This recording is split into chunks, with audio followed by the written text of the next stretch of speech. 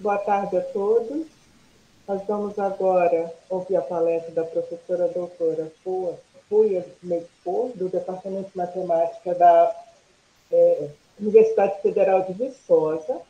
A professora tem mestrado em matemática pelo Institute of Advanced Studies and Basic Science e doutorado em matemática pela USP. Ela tem experiência na área de matemática com ênfase em sistemas dinâmicos. Ela vai proferir a palestra Dinâmica Simbólica, Dinâmica Hiperbólica e Caos Determinístico. Professora, podemos gravar a sua apresentação para posterior divulgação? Sim, está tudo bem. Muito obrigada, Valéria. Muito obrigada pela sua participação. Obrigada. Eu agradeço, primeiramente, pelo convite, professora Catarina e comissão organizadora. Se dá permissão, eu posso começar? Sim, pode começar. Okay. Então, boa tarde a todos. Eu vou falar sobre dinâmica simbólica, dinâmica hiperbólica e caos determinístico. Em especial, quero falar sobre determinação caos. E essa borboleta aqui, na verdade, eu coloquei como símbolo de efeito borboleta. Quando falamos de caos, vocês devem lembrar de efeito borboleta.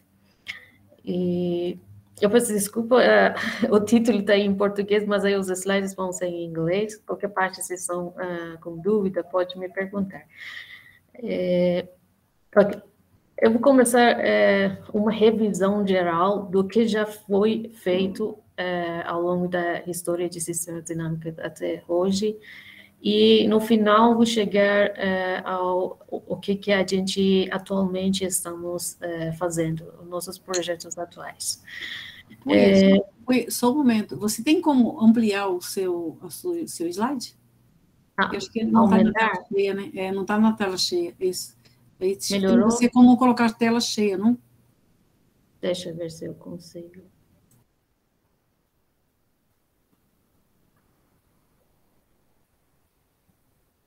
Agora, tá ok?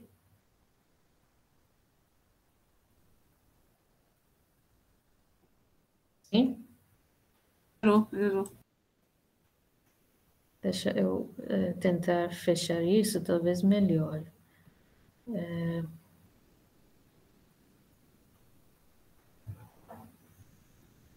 Será que melhorou agora? Deixa eu ver. Está bem, está bem. Tá bom, então. Então, o que é um sistema dinâmico? Um sistema dinâmico, para ter um sistema dinâmico, obviamente, você precisa de um espaço e uma função, no mínimo, contínua.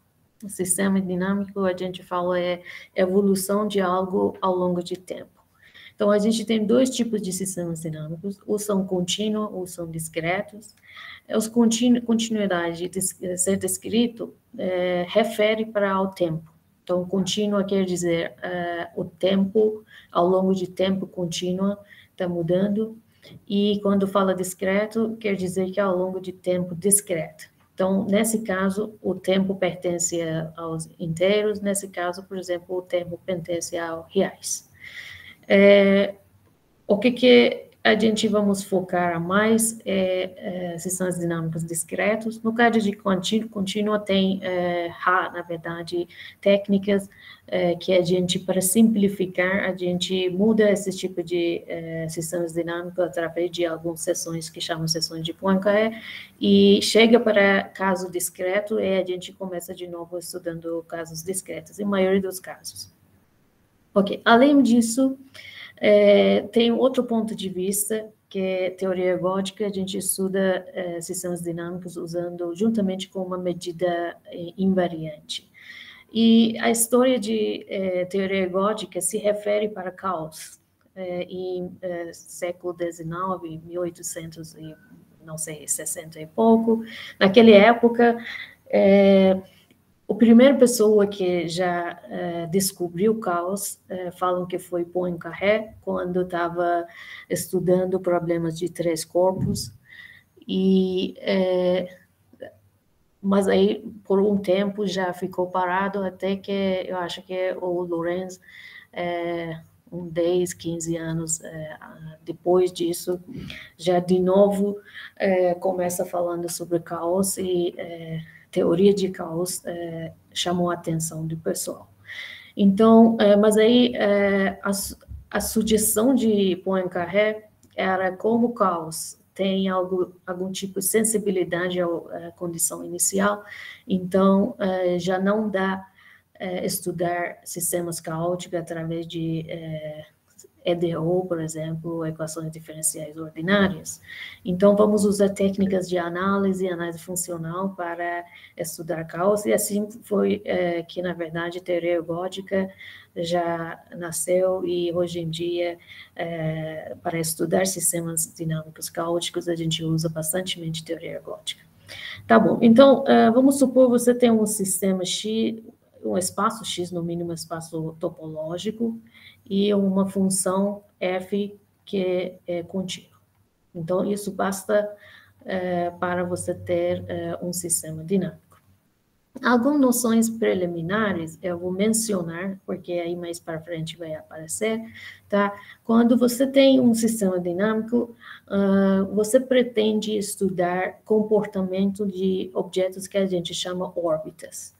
Então, órbita, que eu vou mostrar, por exemplo, O de X, às vezes colocamos mais significa do futuro, menos significa do passado, tá? E X aqui é um ponto, por exemplo, do espaço, tá?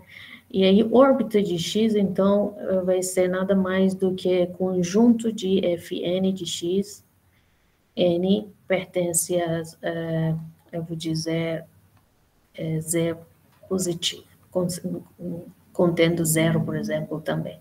Então, como aqui eu coloquei mais, então eu considerei isso. Se você colocar menos, então você considera Z menos a partir de menos 1.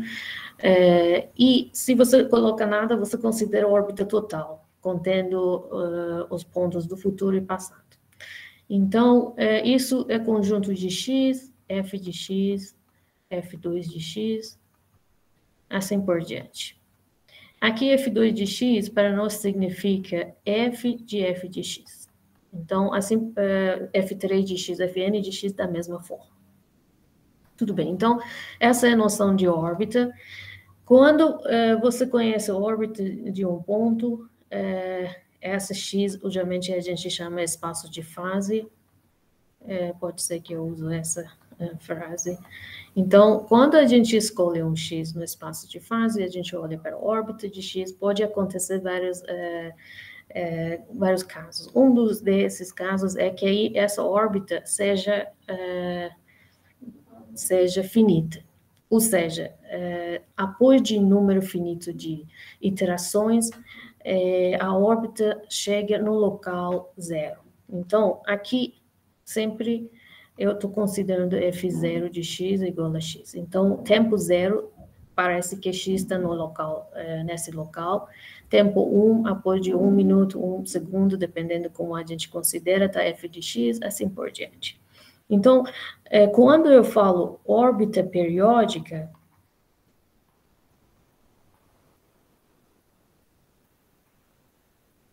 eu significo que, de fato, existe um M, tal que Fm de x, para algum x, vai ser igual a x. Ou seja, esse conjunto aqui começa de x, vai até Fm menos 1 de x. Esse é um elemento finito. Então, essa é a significação de órbita de x. Conjunto de todas as órbitas, na verdade, a gente mostra órbitas periódicas. A gente mostra com período de f. Então, essa é a dinâmica. Período de f significa conjunto de todos os pontos periódicos. Ok. Pode acontecer também que uma órbita para algum ponto seja denso no x. Isso quer dizer, ou órbita de x, ou pode ser a órbita positiva de x, fecho disso vai ser igual a x mesmo. Nesse caso, a gente diz que a órbita do ponto é x, Além disso, em alguns casos, por exemplo, nos espaços métricos completos, isso é equivalente de alguma propriedade que mais para frente vai aparecer, e a gente chama de transitividade. Então, a gente fala dinâmica é transitiva se existe uma órbita densa nele. Tá. Tudo bem. Então, eu falei um pouquinho sobre sistema dinâmico e algumas noções de sistema dinâmico. E eu pretendo falar sobre caos, então me permite que, primeiramente, eu dou definição matemática de caos para vocês.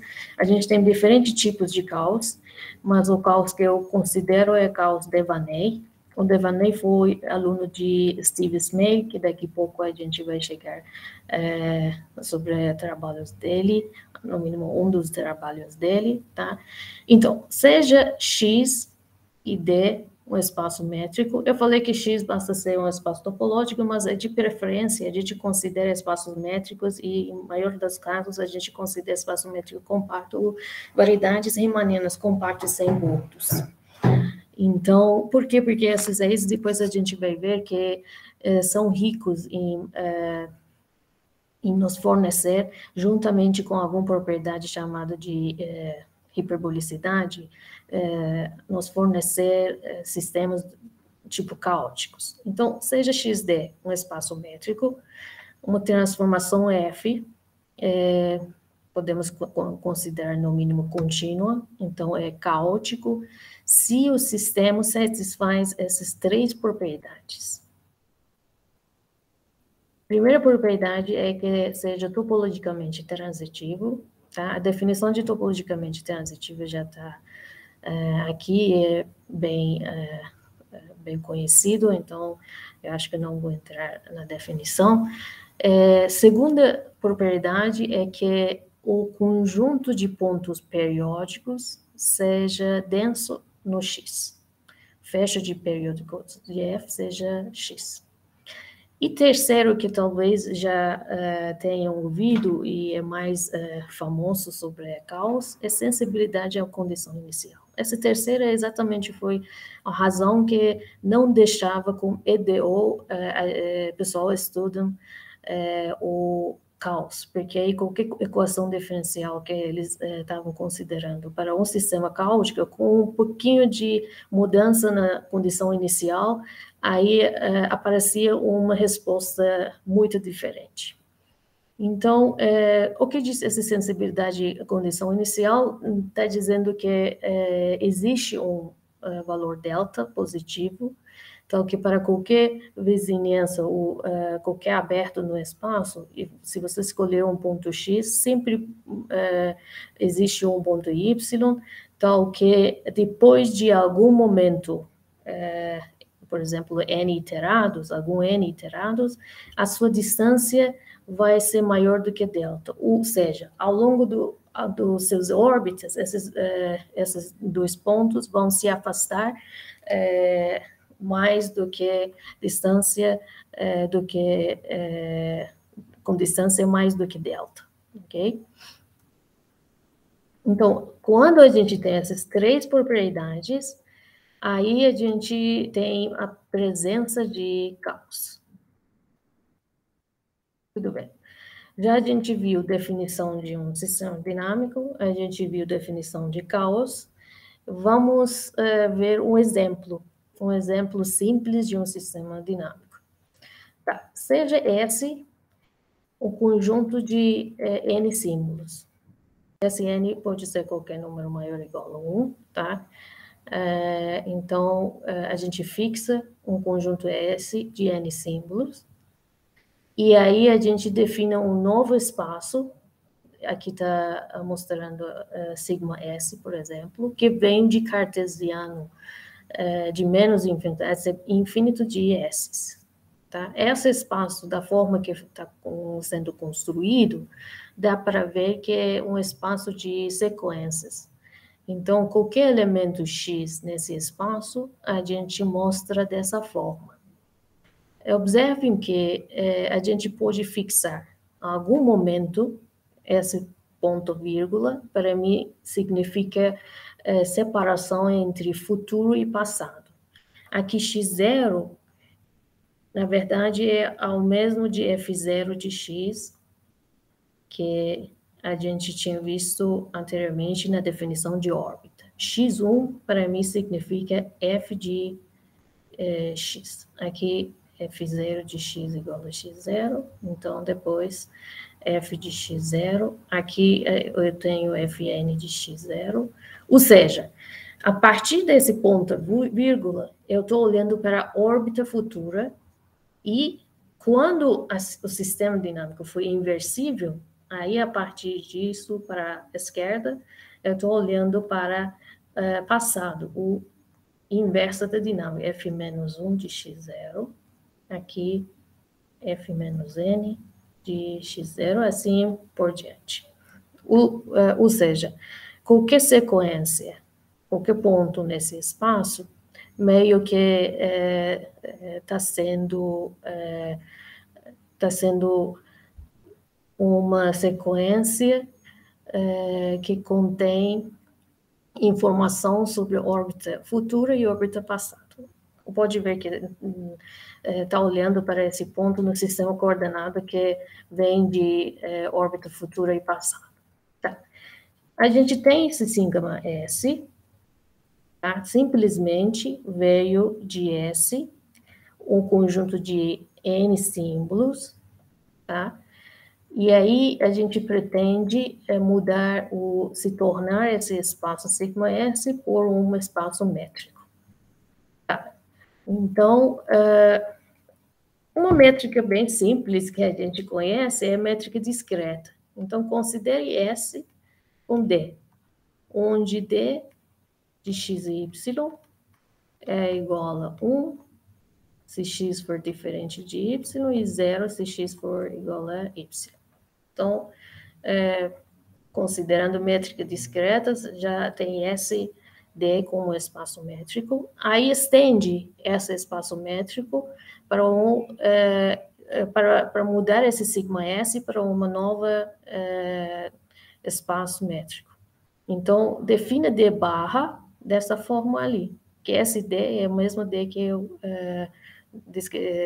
métrica discreta que eu defini aqui, tá? Então, dessa forma, a gente pode munir essa sigma S com uma métrica e se torna para um espaço métrico, já que tem métrica, então induz uma topologia, aí virou para um espaço topológico.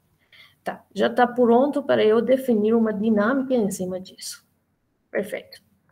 Só para terem ideias que como seriam os abertos nesse espaço, aí eu coloquei aqui a definição de cilindros básicos e cilindros gerais.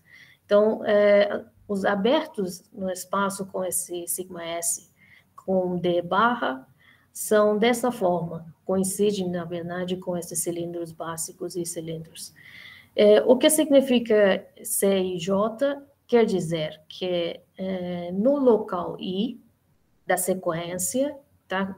Todos os pontos sigma S, tal que ao longo da sua sequência representante, no local I, por exemplo, você tem xi igual a J.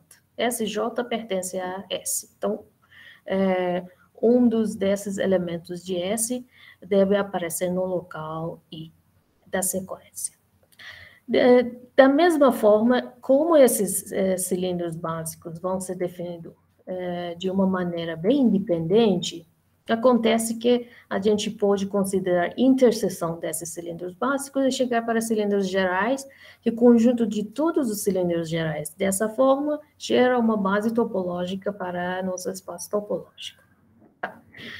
Tudo bem? Então, vamos agora ver a definição de mapa dinâmica, um dos dinâmicos mais simples que a gente conhece, em cima desse espaço simbólico, tá?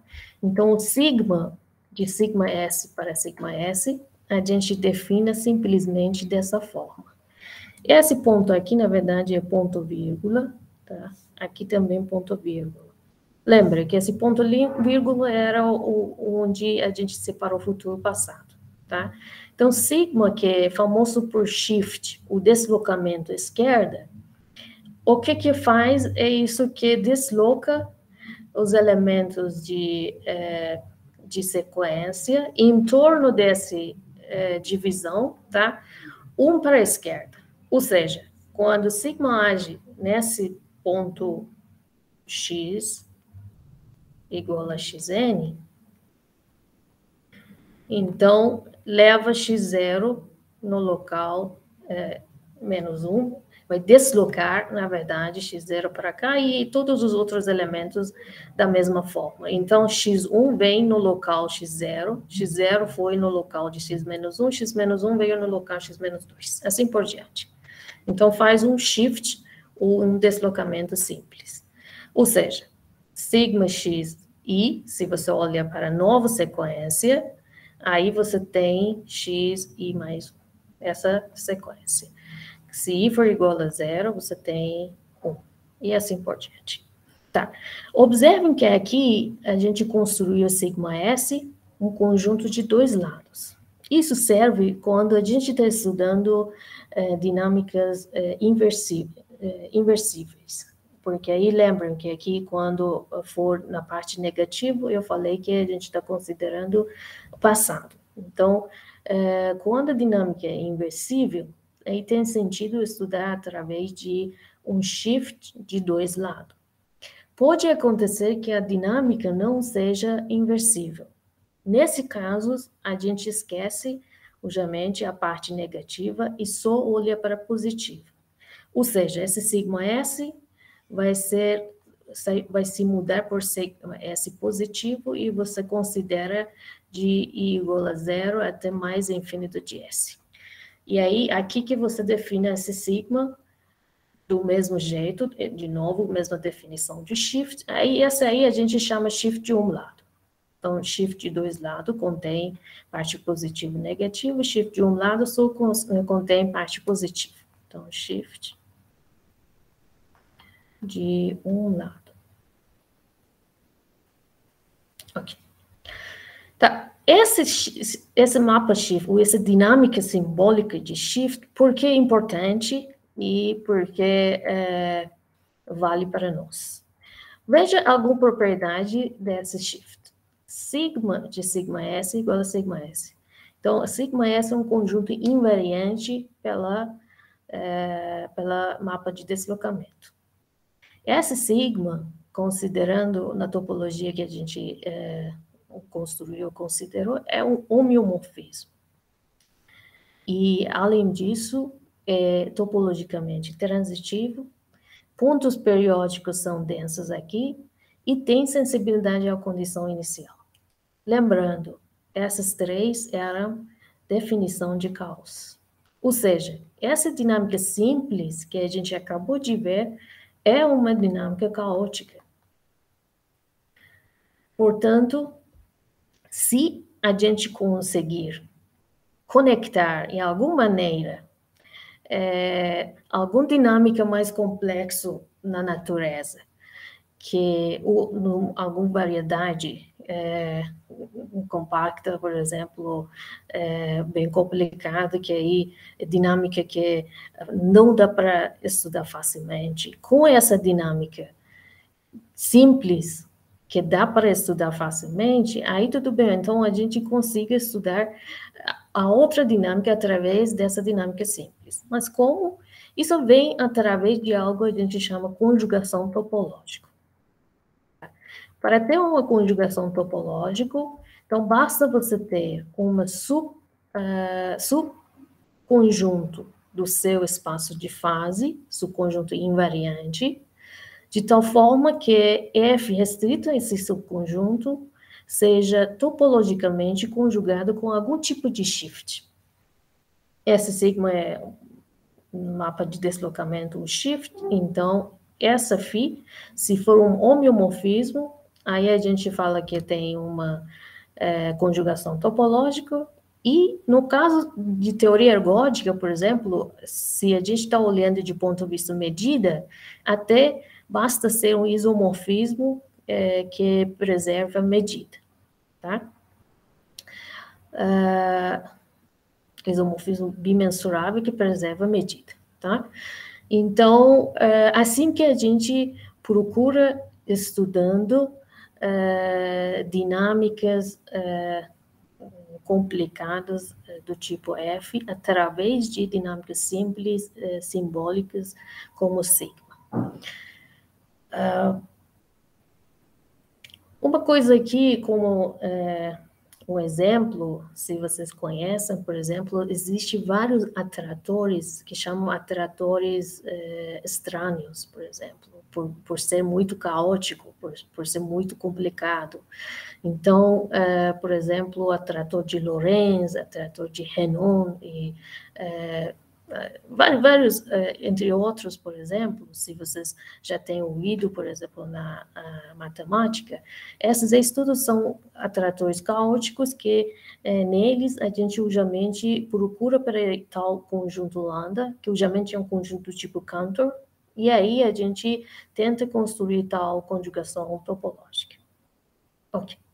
Eu vou parar um pouquinho aqui, tá? Então, a gente viu definição de sistemas dinâmicos, definição de caos, a gente chegou para ver um exemplo simples de um sistema dinâmico caótico, que, no caso, é dinâmica simbólica, tá? Aí vem para estudar diferentes classes de sistemas dinâmicos que não sejam, por exemplo, do tipo, aparentemente, do tipo de simbólica, tá? Então, as nossas dinâmicas, a gente vamos considerar um tipo de regularidade para nossos mapas também. Então, a gente, já que a gente quer classificar em matemática, em qualquer parte de matemática, os objetos matemáticos, então, de fato, a gente considera dinâmicas inversíveis, que nesse caso eu considero difomorfismo, ou a gente considera caso não inversível, que mais para frente aparece e são tipo endomorfismos, ou no mínimo um difio local, que não tem inversa necessariamente, tá? Vamos ver historicamente como que foi estudado até hoje, por exemplo, caso de dinâmicas caóticas de difomorfismo. Aqui que aparece, na verdade, o exemplo importante do Steve Smale. Steve Smale foi ganhador de prêmio de medalha Fields, na verdade, em 1966. O Devaney, ou definição de caos, que vocês já viram, eu acho que o Devaney foi um dos primeiros alunos de Smale, e ele estava, na época, em Brasil, que já conseguiu construir, estava visitando IMPA, que já conseguiu construir esse exemplo de uma dinâmica que hoje em dia a gente conhece como dinâmica hiperbólica, tá? E essa dinâmica também é dinâmica aparentemente simples, mas de fato tem todas as propriedades de caos. E é uma dinâmica caótica. Então, como você está vendo, aí esse quadrado que é igual a esse Q que eu estou considerando aqui, você pega, estica, e aí depois dobra e traz para cá. Quando estica, na verdade, de um lado você está contraindo, de outro lado você está expandindo. E esse fenômeno você pode fazer até infinito. Você pode fazer isso ao lado negativo, no passado também. Depois, se você pega a interseção de todas essas faixas que aparecem, e aí, na verdade, você chega para umas linhas horizontais verticais, que a interseção deles é nada mais do que um conjunto de Cantor, tá?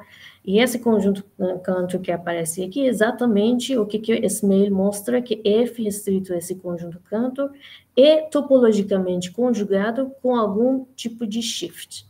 Esse shift é sobre sigma S, onde esse S, na verdade, é um conjunto de símbolos de 2 elementos, 0 e 1. Aqui 0, aqui 1. Aqui também 0 e 1. Tá?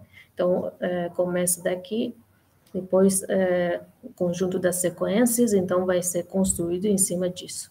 Veja que, como simples, então, como foi conjugado com esse shift, em cima de um conjunto de 2 elementos, então conseguiu estudar e determinar, de fato, esse tipo de caos.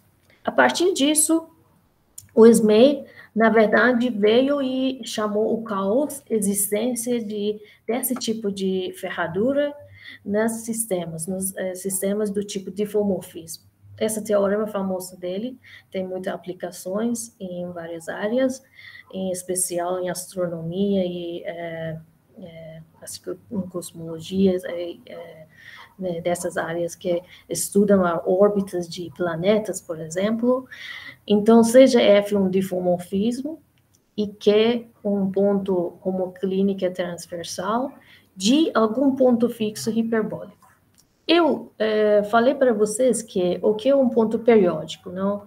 Um ponto periódico é um ponto x, tal que para algum m, fm de x seja igual a x. Agora, se m for igual a 1, então f de x igual a x, isso a gente chama ponto fixo. Qualquer ponto periódico, você pode ver como ponto fixo também. Pode se tornar para um ponto fixo de alguma dinâmica diferente. Então, quando aqui fala um ponto hiperbólico fixo, podemos considerar um ponto periódico hiperbólico.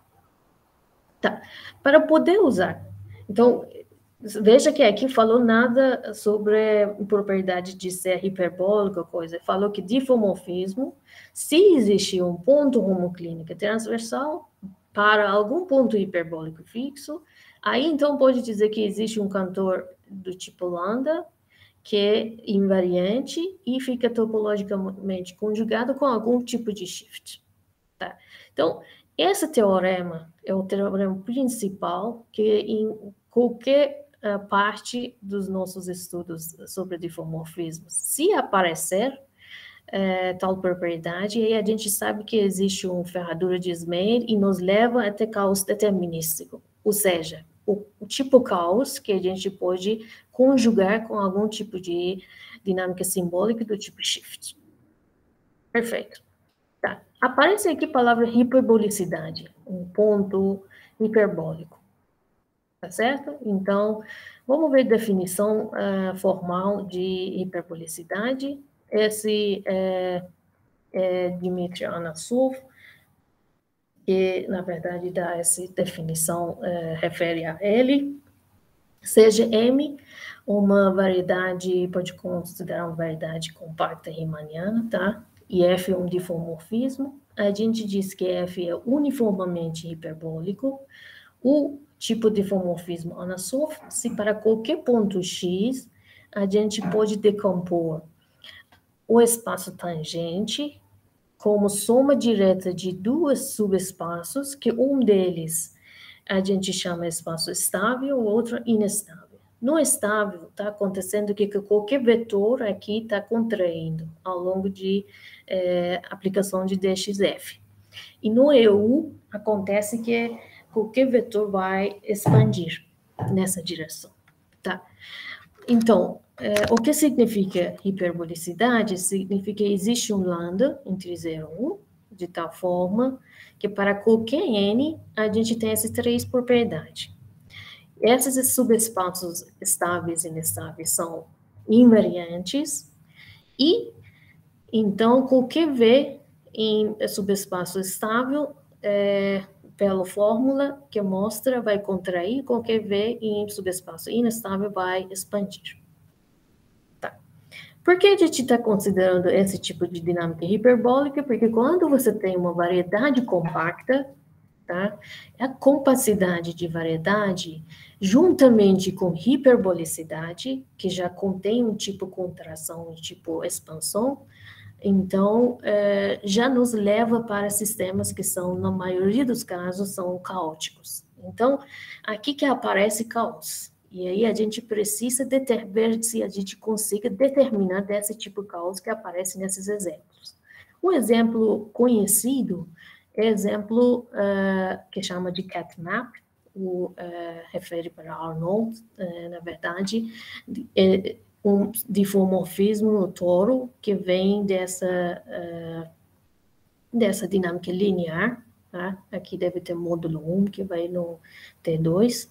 Então, essa dinâmica é uma dinâmica uniformemente hiperbólica para qualquer ponto com taxa fixa. Aqui, esqueci de dizer, esse lambda que aparece, ou taxa de expansão-contração, na verdade, para todos os pontos é único, é o mesmo. Agora, essa dinâmica, aparentemente dinâmica simples, mas é um dos dinâmicos simples caóticos que, por causa de hiperbolicidade dele, a gente conhece. Todas as propriedades de caos aqui aparecem, densidade de pontos periódicos, transitividade e sensibilidade à condição inicial, tá? E outro exemplo, o caso mais geral, são exemplos em sistemas dinâmicos, a gente chama dinâmicas tipo axioma A, que, de fato, esses exemplos vieram do Smale, Steve Smale, aí, depois de que a Anasov definiu, na verdade, dinâmicas uniformemente hiperbólico, o Smale perguntou se é necessário para todos os pontos de espaço onde a gente tenha essa hiperbolicidade. Aí a resposta que ele mesmo deu era que não. Basta existir um conjunto invariante no espaço, por exemplo, o subconjunto M, tal que é hiperbólico e, por exemplo, tem essas propriedades. Os pontos periódicos são densos aqui, e aí, só com essas duas propriedades, aí a gente pode chegar para caos, e o conjunto, na verdade, é um conjunto tipo Cantor, de novo, que é invariante, e o caos, na verdade, o caos que a gente conhece numa determinada, por exemplo, sistema dinâmico, em maioria dos casos, vem desse conjunto invariante. Então, basta a gente estudar esse subconjunto e determinar o caos nesse subconjunto. Em maioria dos aturadores estranhos, desse tipo de fenômeno que a gente está tendo. O próprio exemplo que o Esmel deu, na verdade, foi essa ferradura. Ele pegou a ferradura e levou numa esfera, e aí já, como subconjunto de esfera, conseguiu, na verdade, construir um exemplo caótico, de tal forma que tem hiperbolicidade, mas num certo subconjunto. Tá. Lembram que quando a gente estava falando sobre o teorema Birhoff-Smale, sobre a existência de ferradura de Smale, a gente falou deve existir um ponto P fixo hiperbólico. Desculpa.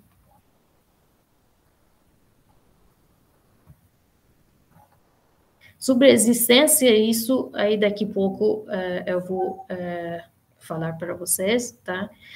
Tal que aparece um ponto, tal que existe um ponto homoclínica transversal. Tá. Versal.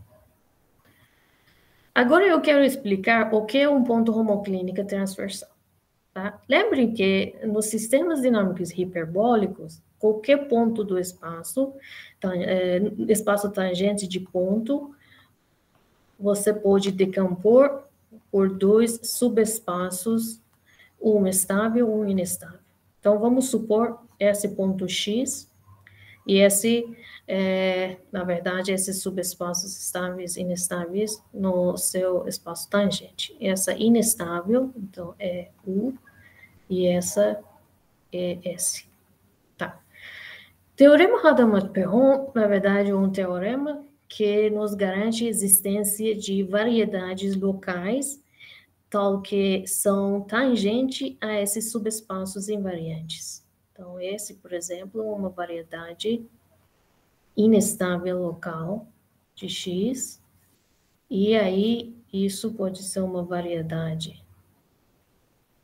estável local de X, tá? Então, esse teorema é importante, garante a existência de subvariedades nesses espaços. Aqui pode considerar em qualquer dimensão, mas aí pode ver como na dimensão 2, por exemplo, M, que dá para ver melhor. Então, subvariedade de dimensão 1 aparece. Tá. Se você pega união dessas subvariedades ao longo de órbita,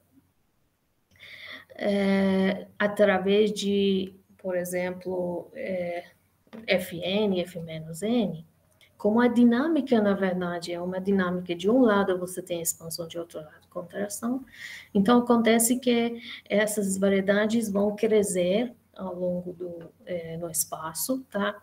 E se forem bem definidas, aí chega para, tipo, variedades estáveis e inestáveis, que a gente chama de variedades estáveis e inestáveis globais. Então, sai de ser local e globalmente vira uma variedade imersa, subvariedade imersa. E nessa condição, acontece que se você tiver aqui um ponto fixo hiperbólico, então essa direção estável dele, essa direção inestável dele, então essa variedade inestável dele vai crescer no espaço e aí vai vir, em algum momento, vai interceptar transversalmente a variedade estável dele. Esse ponto que o ponto que a gente chama de um ponto homoclínico. Então, ponto homoclínico é interseção de variedade estável e inestável de um ponto fixo. Como que isso nos leva até uma ferradura de Esmey? Veja, isso vai crescer ainda, e aí. Essa aí, com F-1 também vai crescer. Então, como isso com F-1 também vai crescer, variedade estável, então acontece que ao longo de crescimento nos leva até esse objeto e dá para ver que já algum momento, depois de algum iterado, já cria para nós uma ferradura. Então, assim que criou essa ferradura, já acabou, já sabemos que então existe o caos tipo determinístico. Ok, então até aqui a gente já pode garantir existência de caos determinístico.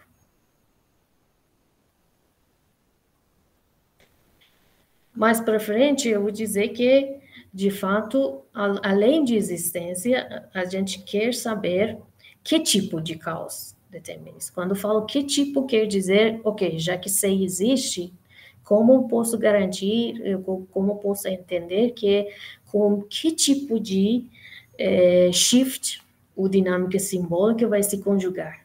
Ou seja, aquele sigma S vem de que tipo de conjunto é esse? Com quantos elementos, por exemplo? Qual relação, alguma relação entre elementos de S? Esse tipo de perguntas, a gente, mais para frente, não vou entrar muito, mas aí vou mencionar, tá? Agora, volto para essa existência de ponto hiperbólico. Como vamos, nos sistemas dinâmicos, garantir essa existência? Aí, a gente tem alguns teoremas famosos que nos garante a existência de pontos fixos ou periódicos hiperbólicos. No caso de dinâmicas uniformemente hiperbólico, o lema de sombreamento, como, na verdade, uma caso especial disso, a gente tem um lema, chama closing lemma, que se refere ao Anosov também, tá? Que esse é o lema que pode nos garantir, quando tiver um sistema hiperbólico invariante, na verdade, subconjunto hiperbólico invariante, então, a gente pode garantir a existência de ponto periódico hiperbólico através desse Closing Lemma, tá? E então, a gente pode dizer que essa parte já está resolvido, já existe. Aí, depois disso, a gente usa esse teorema Hadamard-Perron existência de variedades globais para poder encontrar o ponto homoclínica e chegar para a ferradura de Ismay. Tá bom. Perfeito. Tá. Ok. Até aqui eu falei sobre dinâmicas, sistemas dinâmicos, tipo difomorfismos, que são uniformemente hiperbólicos no espaço total, para qualquer ponto do espaço, que a gente chamou difomorfismos Anosov, ou, no mínimo, no subconjunto invariante. Mas aí, naquele subconjunto invariante, para qualquer ponto, também tem hiperbolicidade de tipo uniforme. O que significa uniforme? Significa que a taxa de expansão-contração para qualquer ponto daquele espaço ou subespaço, na verdade, é igual. Então, existe um tipo ordem ou facilidade para estudar desses pontos desse tipo de espaços, tá? Mas a pergunta é se, na realidade, é isso que sempre acontece? A resposta é que não. Na realidade, quando a gente está estudando sistemas dinâmicos, que se relaciona com fenômenos naturais, talvez, usualmente a gente não tem esse tipo de hiperbolicidade uniforme. O que acontece é que a gente tem um tipo de hiperbolicidade que pode mudar de um ponto para outro ponto do espaço. Aí que aparece a noção de hiperbolicidade não uniforme. Então, esse não uniforme vem disso. E essa teoria é a teoria que se refere para o Pesin, que é famoso por teoria de Pesin também, tá? E aí, já baseado mais do que sistemas dinâmicos em teoria ergótica, esses sistemas a gente estuda juntamente com uma medida invariante, uma probabilidade de fato invariante, e aí, em respeito dessa medida, a gente define um tipo de funções, que a gente chama funções exponentes Lyapunovs, que nos fornece a taxa de afastamento de duas órbitas de dois pontos bem próximos. Então, ou seja, essa sensibilidade de condição inicial que a gente viu, essa exponente Lyapunovs, na verdade, nos relaciona com essa sensibilidade. Quando foi positivo, quer dizer que existe essa sensibilidade e existe caos, por exemplo, no sistema. Tá. A pergunta que surge logo depois é que se tiver um difomorfismo, juntamente com uma medida invariante, ou uma probabilidade invariante, um sistema de medida, eu digo, aí essa função Lyapunov, o exponente Lyapunov, desculpa, é bem definido para pontos desse espaço em respeito dessa medida. Essa teorema ergódico de multiplicative ergodic de Oscilides, na verdade, nos garante a existência de exponentes Lyapunovs para quase todo ponto em respeito da medida. Então, talvez não existe para todos os pontos do espaço, mas aí para quase todo ponto já pode dizer que existe. Tudo bem. Agora a pergunta é como tratar desse tipo de sistemas que já complicaram a mais. Você imagina, você tem uma variedade compacta riemanniana, um difomorfismo já definido por aí, tem um tipo de hiperbolicidade que nos leva até sistemas caóticos, tá? Então, a maioria dos sistemas que você tem aqui no contexto de não uniformemente hiperbólico, são caóticos. E a gente quer, de alguma maneira, poder determinar esse tipo de causa. Tudo bem? Para tratar esses tipos de sistemas, o PSIM veio definir um tipo de subconjuntos, que esses subconjuntos não foram invariantes, mas são fechados e têm algumas propriedades boas, que é, com mudança de uma métrica, aí definição de normas Lyapunovs, você consiga chegar um tipo de hiperbolicidade uniforme que você já conhecia. Então, esse vai facilitar nossos estudos para esse tipo de sistemas. Eu não vou entrar muito nesses assuntos, tá? Porque são bem técnicas. Só venho perguntar sobre o closing lemma. Lembrem, o closing lemma nos garantiu a existência de um ponto periódico hiperbólico, onde a gente pode procurar para ponto homoclínica e chegar para a ferradura de Esbey.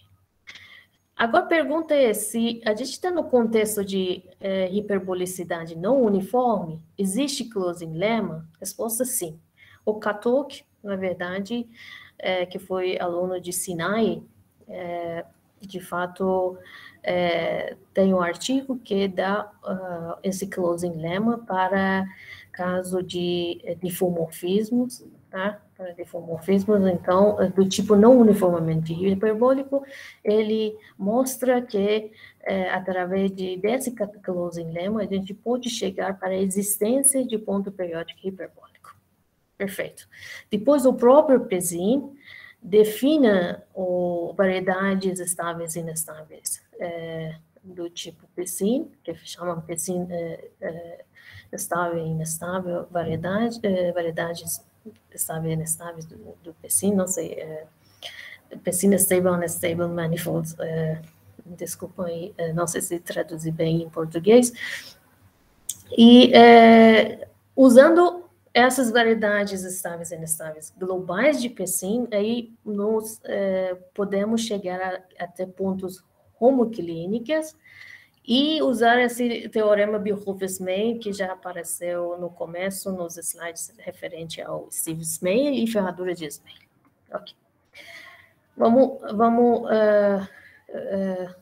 concluir o que a gente viu até aqui, ok? Então, o teorema de Birchhoff-Smale disse que se existe ponto homoclínica, então existe uma ferradura de Smale que nos leva até caos determinístico. Tá. Já que, vamos supor, em ambos os contextos, uniformemente hiperbólico e não uniformemente hiperbólico, a gente chegou para a ferradura de Smale no sistema. Agora, a pergunta é, que tipo de ferradura? Lembra, eu anteriormente mencionei, quando falo que tipo de ferradura, quer dizer, essa ferradura se conjuga com que tipo de shift, que tipo de dinâmica simbólica. Então, se F é uma ferradura, isso se conjuga com sigma S, onde, qual é esse S? Aqui que para encontrar exatamente qual seria esse tipo de shift, tá? A gente precisa de algo que chama partição de Markov. Essa é uma outra história, tá? Eu não vou entrar nessa história. Para casos de uniformemente hiperbólica, já está bem estudado. Do caso de difomorfismos axiomar, o Boven, que a gente viu, Rufus Boven, na verdade, ele já, no livro dele, tem essa construção de partição de Markov, tá? Para caso não uniformemente hiperbólico, existem resultados do Sarig e para superfícies, observem que ainda estamos no caso de difomorfismos, tá? E no caso mais geral, para variedades riemannianas compactas de qualquer dimensão, acho que recentemente saiu esse resultado de Elvadia, que fornece a partição de Markov e esse tipo de dinâmica simbólica que nós podemos referir para dinâmicas tipo diffeomorfismo não uniformemente hiperbólico. Ok, aqui eu vou parar, tá? Eu já dei a história do diffeomorfismos. E acho que a partir disso quero entrar na parte de endomorfismos. Então, endomorfismos, no caso, são dinâmicas que não são inversíveis. Tudo bem. Quando a gente, na verdade, está tendo endomorfismos que não são inversíveis, aí ferramentas que já foram usadas até hoje são o shift de um lado, lembrem que eu já mencionei o que é shift de um lado, que era no sigma S positivo, para isso. O algum ferramenta chama limite inverso. Limite inverso também é um tipo shift, mas aí essa sigma S, quando a gente viu esse shift, conjunto S considerou o conjunto de finitos elementos. No inverse limite, você tem um shift de dois lados, num conjunto S, que é a própria variedade. Ou seja, você tem não enumeravelmente símbolos naquele dinâmica simbólica. E ambos desses casos, o que nos fornece é um tipo de semiconjugação topológica com própria dinâmica. Então, F, por exemplo, é estrita lambda, o F no M próprio M é semiconjugado. O que significa com semiconjugado? Quer dizer, o φ que a gente tinha no diagrama, a gente pode dizer que é só contínua e sobrejetora. Não podemos dizer que é homeomorfismo ou um isomorfismo. Tá. Portanto, quando você tem semiconjugação e não tem conjugação, dá para perceber que não todas as propriedades de um mapa semiconjugado será igual ao próprio mapa ou dinâmica que você tem. Algumas propriedades a gente pode obter. Aliás, a gente pode estudar através dessas semiconjugações que existem, mas várias propriedades, por ser semiconjugação, aí falta de estudar e não podemos, com certeza, falar sobre eles. Tudo bem. Aqui aparece a definição de limite inverso, tá? Eu acho que não vou entrar muito no limite inverso também, tá? Quem quiser interesse, depois pode me pedir, que aí eu vou passar para vocês. Mas aí, como eu falei, é uma ferramenta que a gente usa para construir um tipo de semiconjugação. Aliás, limite inverso nos ajudou em estudar de propriedades ergódicas, por causa que unicamente cada medida ergódica que a gente tem no próprio variedade se corresponde de alguma medida ergódica no inverse limite. Teoria de Pesin, ou teoria de dinâmica não uniformemente hiperbólico, tudo já pode estender para caso de não inversível, o caso de endomorfismos, tá? Então, aqui aparece toda a teoria de novo. Variedades globais, variedades locais, tá? Mas aí, com algumas diferenças. Por exemplo, variedades inestáveis, depende de ramos passados. Então, você, quando fala de variedades globais, aí você deve cuidar. Essa closing lemma de Katok, versão endomorfismo, é uma parte de meu tese de doutorado, um capítulo, na verdade, uma versão de closing lemma do Katok que eu escrevi para endomorfismos, tá? E a partir disso a gente chega para a existência de uma ferradura de Swain, para um sistema dinâmico tipo endomorfismo, e aí a gente pode chegar até existência de ferradura de Sber e caos determinístico. Mas onde chega a perguntar que tipo de caos, aí que a gente não tem muita informação. Então, para poder obter informação sobre que tipo de caos, ou que tipo de shift a gente pode conjugar. Eu insisto aqui, conjugar, não semiconjugar. Para semiconjugar, a gente poderia semiconjugar com shift de um lado, tá? Isso já existia. Mas aí, como semiconjugação não é tão poderosa como conjugação, então a gente tentou construir um novo ferradura. Então, essa nova ferradura, que é ferradura tipo endomorfismo, é uma ferradura, por exemplo, aqui N por 1, aqui versão 2 por 1, tá? É um homeomorfismo local, tá? Nos forneceu uma extensão de dinâmica simbólica. Então, aquela dinâmica simbólica que no começo eu já mencionei, era a dinâmica simbólica tipo homeomorfismo. Mas essa dinâmica simbólica que a gente definiu com minha colega lá no Irã, na verdade é uma dinâmica simbólica que é tipo homeomorfismo local. E vem de dois conjuntos de símbolos.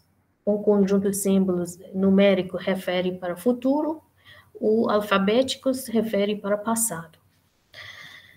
E eu vou pular só para chegar para a definição de zip shift, tá? Anteriormente, a gente viu shift de dois lados.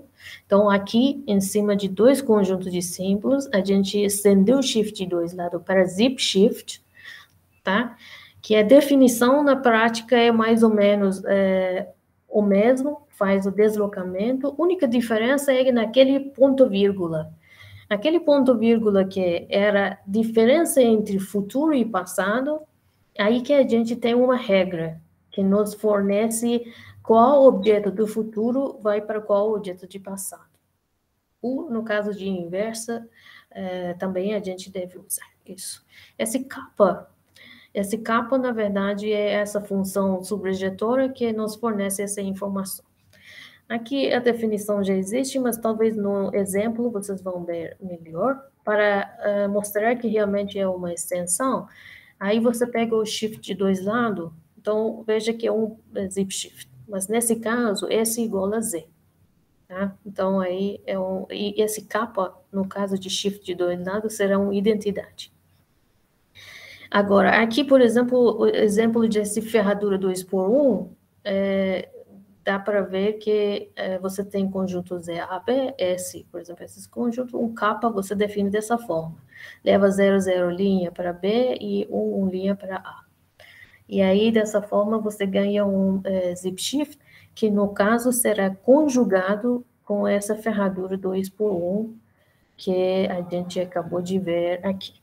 Então, isso seria exatamente conjugado, existe um φ homeomorfismo, que conjuga isso com um sigma ZS para sigma ZS, tá? Que aí, essa chama sigma kappa, onde kappa de 0 igual a kappa de 0 linha igual a B, isso. Capa de 1 igual a capa de 1 linha igual a A. Deixa eu ver se eu estou escrevendo correto ou não.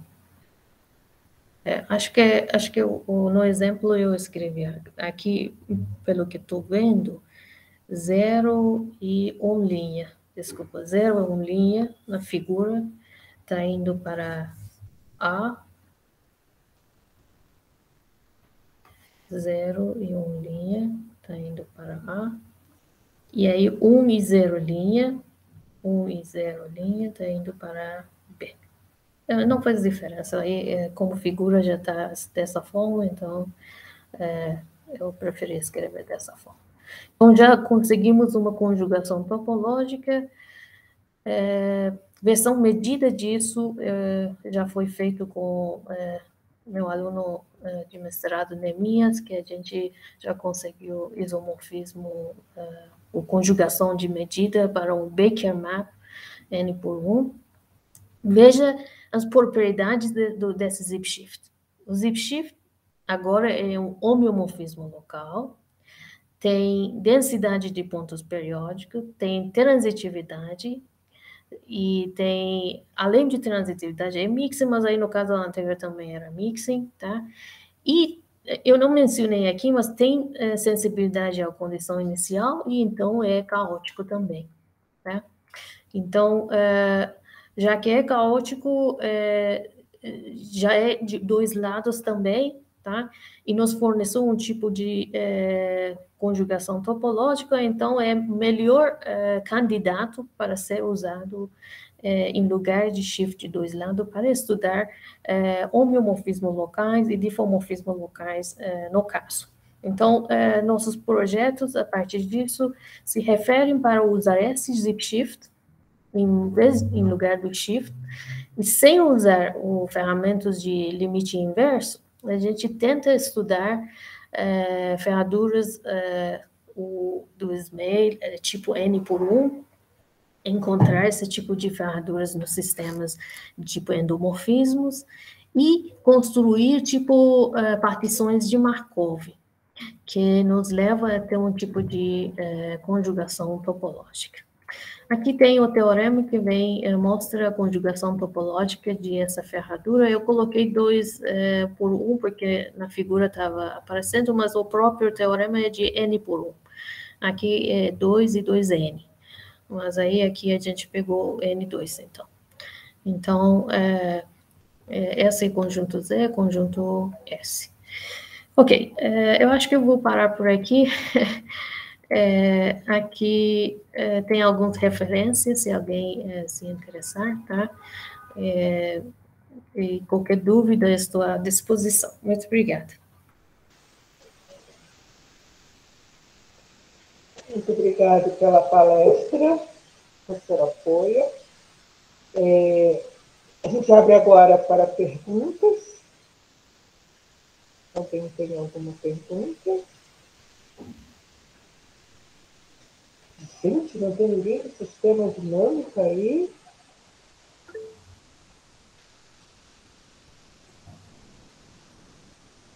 Catarina? Não sou do sistema dinâmico, mas... mas, né? Sistema dinâmico Deixa eu só descer a mão aqui. Eu queria, Puia, eu vi você falando no começo sobre aplicações. Vou fazer aquela pergunta clássica, porque como não sou de sistema dinâmico, mas eu acho tão bonitinho essa questão de você vai dobrando, né? E vai isso, a ferradura você está dizendo. Exatamente, que você dobra as ferraduras, isso. Né? E você cria. A dinâmica disso aí está associada a algum evento natural, alguma coisa assim? Qual a motivação, entendeu, dessa dinâmica? Catarina, esses tipo sistemas caóticos, por exemplo, quando, na verdade, chamou mais atenção, veio quando o Lorenz, acho que ele estava estudando sistemas climáticos. Então, que aí, já nas equações que ele tinha escrito, chegou um tipo de caos, e é a partir disso que chamou a atenção. E eles não podiam, por exemplo, resolver através de equações diferenciais, então já veio acima e, por exemplo, nos congressos chamou a atenção de pessoal, e o pessoal vieram para ver como que pode estudar tal fenômenos caóticos. Não só isso, vários tipos de fenômenos naturais, por exemplo, terremotos, não sei, vulcanos, não sei, vários fenômenos, por exemplo, naturais, que um tipo de caos já aparece. Então, o mais famoso é essas mudanças climáticas, por exemplo, que o pessoal procura para determinar e ter previsão, na verdade. Hoje em dia, você veja que a gente tem um potencial de previsão melhor daquele. Então, antes, né? É isso quer dizer que estamos sendo... aproximando, né? Um pouco mais, cada vez mais, aí estamos determinando melhor. Ainda que são, tipo, sistemas caóticos, mas aí, mesmo assim, a gente está conseguindo determinar. Eu acho que eu acho que vem disso, tomara que eu estou certo. É como se estivesse fechando o problema, né? Você vai tendo um cerco aí no problema e vai eliminando algumas possibilidades que não acontecem, certo? E vai fechando, então, diminuindo, então, e restringindo a possíveis, né? Acontecimentos, né? Seria isso. O maior a gente só está estudando parte matemática, a gente não tem muito contato na prática, mas aí, na minha opinião, a maior vantagem dessa determinação seria um tipo de previsão para prevenir, na verdade, por exemplo, você imagina os dados já mostram que vai acontecer um tipo de terremoto, um tipo de fenômeno desastre.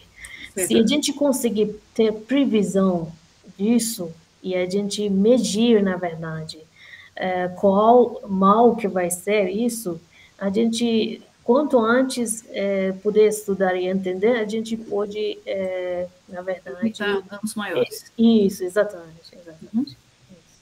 Legal.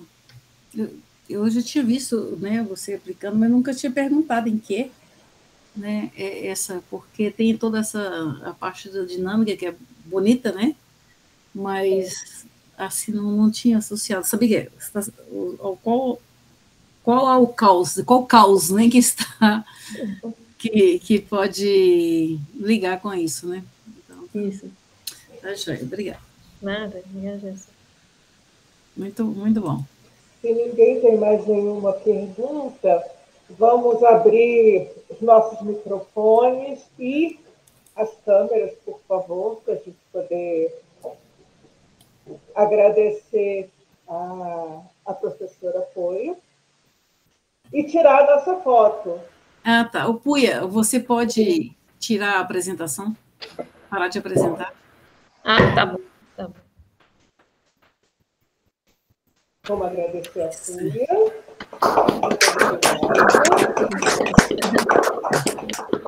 Walter que tira a foto? Walter, vou tirar. Walter tira a foto.